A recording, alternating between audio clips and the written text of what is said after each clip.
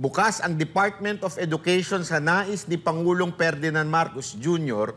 na magsagawa ng mga palaro at intramurals sa lahat ng pampublikong paaralan. Parang walang ganun no? Meron naman yun Ayon kay Education Secretary Sani Angara, mahalagang mailabas ng mga mag-aaral ang kanilang enerhiya sa pamamagitan ng sports upang mas makapag-focus sa pag-aaral. Si Jason Rubrico magbabalita.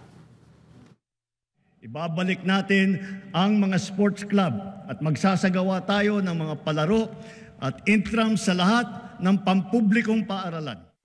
Yan ang isa sa mga binigyang diin ni Pangulong Ferdinand Marcos Jr. sa kanyang State of the Nation address sa layong masuportahan ang mga kabataang atleta sa bansa.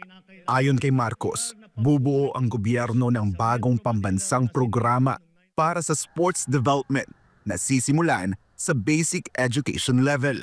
Para kay Education Secretary Sani Angara, malaking bagay ito para sa kabuuang paghubog sa mga kabataan.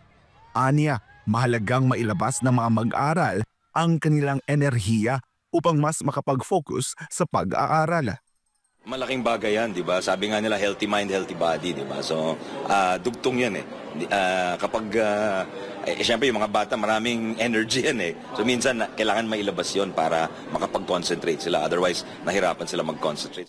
Dagdag pa ng kalihim, bukas ang DepEd sa pahayag ng Pangulo at sa tulong ng Philippine Sports Commission, lalo na't may mga pagkakataong napabayaan ang sports sa ilang paaralan at nawala ang integrasyon nito sa curriculum.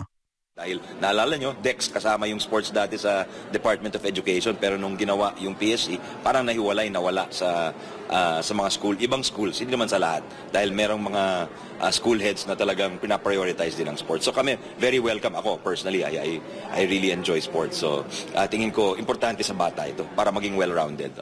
Tiniyak ni Pangulong Marcos ang patuloy na pagtaguyod at pagsuporta sa mga programang pampalakasan ng mga atleta sa buong bansa, katuwang ang Philippine Sports Commission at PAGCOR.